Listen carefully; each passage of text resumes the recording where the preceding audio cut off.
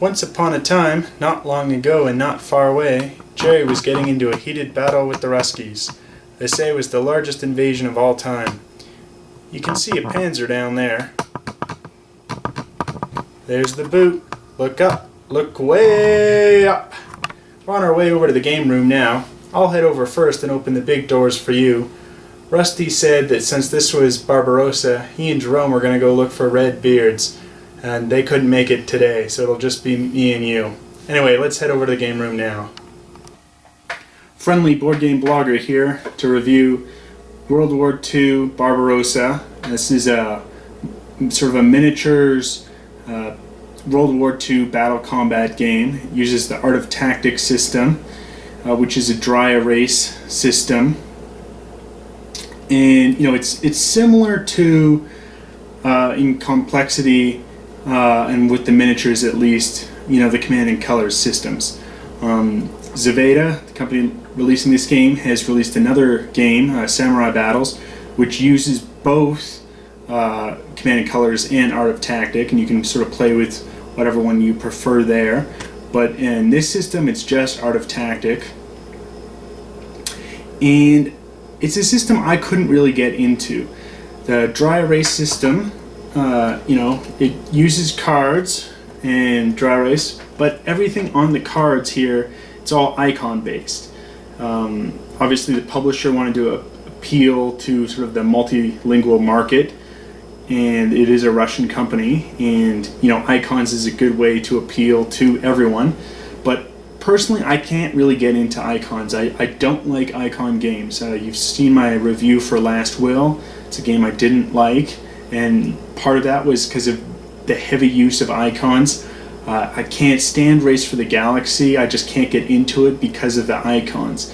And that was sort of the problem here. Normally, I typically play a game 5 times before reviewing it. I haven't done it here, and I just can't get past the icons for 5 plays. I've given it a couple of tries, but really getting into it's been tough because of the heavy icon use. I put down the game for a month and come back to it, and those icons, it's tough. But it's a dry erase system. You're recording your ammunition usage, what kind of position you're taking.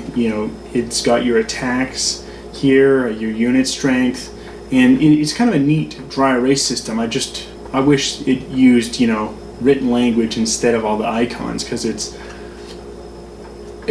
tough to get back into. I mean, it's not impossible, and if I played the game more frequently, I think I could get into it, but this isn't the only game that I play. So I think if you're looking for a system that you really want to build on, this might be it. There's lots of different miniatures packs out there that this company makes that are compatible with the system. They've released a couple of expansions.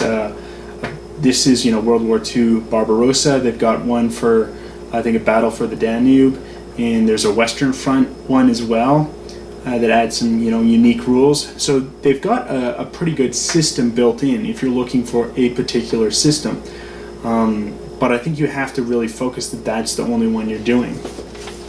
Regarding the rules in the scenario booklet, you've got, different scenarios set up. The scenario booklet's pretty good. On the back it advertises some of the other models that they sell, but the rule book is not good at all. It is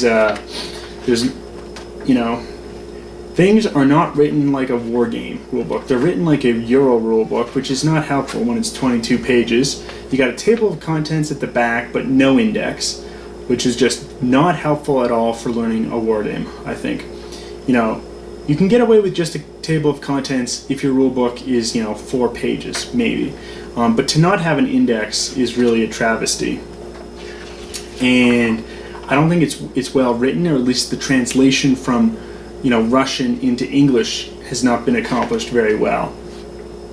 There's certain odd phrases, and if I want to reference something else, I have no idea where I find it. It's just, okay, I've got the table of contents. Am I thinking how they've laid out this 1-page table of contents? If not, it's tough to try and find what rule I'm trying to look at. There's no excuse nowadays to not have an index.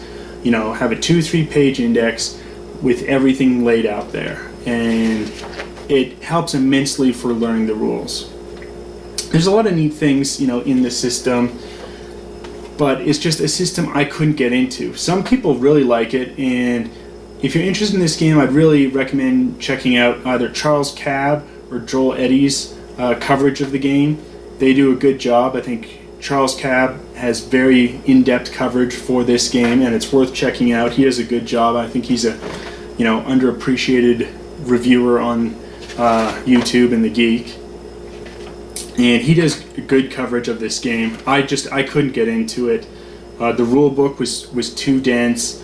Even a basic scenario took way too long to play. Just constantly trying to thumb through the rule book, trying to deal with the icons, and it just wasn't fun.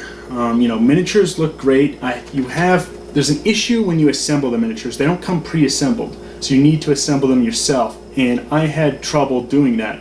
The pieces would break. For some of the vehicles, I wouldn't do it properly, and it would get mangled. And it was just very difficult to assemble the pieces. That's another strike against it. If you can do that assembly, it looks good. And, even assembling them, it took me at least 3 hours to assemble them as poorly as I did.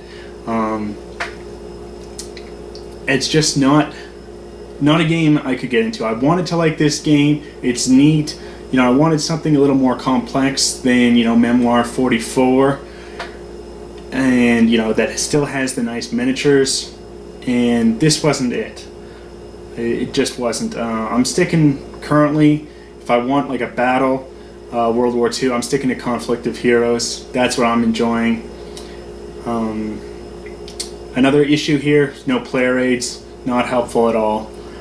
So there's a lot of strikes against this system, and I know I'm seeming really negative, but some people, they like it.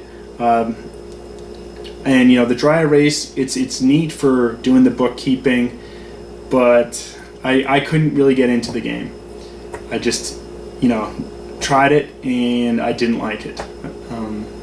Your mileage may vary. Anyway, let's take a look at the board. So here's a board with some of the pieces set up. As I said, it's kind of difficult to construct some of these models. So sort of here's the tank, German Panzer. If we flip it over here, you can see I don't have the tread. This tread I was able to put on correctly. This one I was not. You can see it's bent. And it was just very difficult to assemble these little models. Very intricate pieces, assembling them. It's just very difficult to assemble. Again, I'm not going to go into a very detailed sort of explanation how to play the game because I'm not sure if I even understand it correctly. The rule book is very dense. I don't want to mislead someone by saying, this is how you're doing suppressing fire when that's not how it is. But the rule book has been very difficult to penetrate. But I just want to give a bit more detailed of an overview. So here sort of is a unit. We've got number 15 here written on here in the dry erase. And so here we got the card that matches with it. So we've got number 15 to represent that's number 15. We have this symbol here. This is showing the kind of unit it is. And 5, there's 5 guys here, as we can see. 5 here, but of course when they're hit you don't actually take them off here. You just take the dry erase and knock it off there. That guy's been hit. Next we've got the Fortitude Rating. This here is the defense value. We've got any unit abilities that might be on. And we got the ammunition supply down here. And so that's useful. We've got the unit status, sort of, is it in a prone position? Is it entrenched? Is it moving? It's down across here. And then we've got the firepower and its accuracy and how it shoots, depending on, are you hitting infantry? Are you going after a half track? Is it a tank? And it's going to vary based on what unit it's firing at.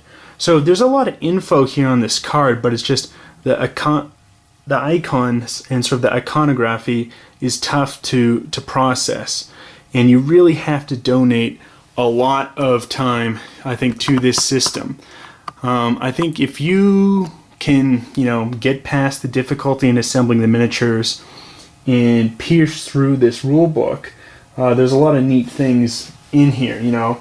Suppression of fire. You've got kill zones where they can hit flank attacks, and the direction the units are facing is really crucial to this game. And the pieces, once they are assembled, they look pretty nice. And there's unique movement for the hexes, and there's a lot of stuff happening in this game. It's just I couldn't get into it because the rule book is just too dense. I'd put down the game and then I'd try and come back to it, and the icons would throw me off. I mean, it's beneficial for a multilingual release, and that's why they did it. But to have the icons instead of just writing, it was very difficult to get back into the game. And I think other people, you're going to enjoy this. If you're from a minority language group, this game is probably going to be easier to get into than a game that was just in English. But it wasn't a game that I could really get into. I didn't do my regular 5 plays before reviewing because I'm not going to get that many plays out of it. I just didn't enjoy the game that much. It was just the rule book was difficult. Trying to find specific things in the rule book, very, very difficult. Understanding it was difficult, I think, because of the translation issue, and it wasn't fun dealing with the icons. And I don't like icon games. You've seen my review for Last Will. Did not like that. Hate Race for the Galaxy because of the icons. I could just never get into it. It may be a fantastic game, but because of the icons, I can't get into it. Anyway, till next time on the Board Game Blogger.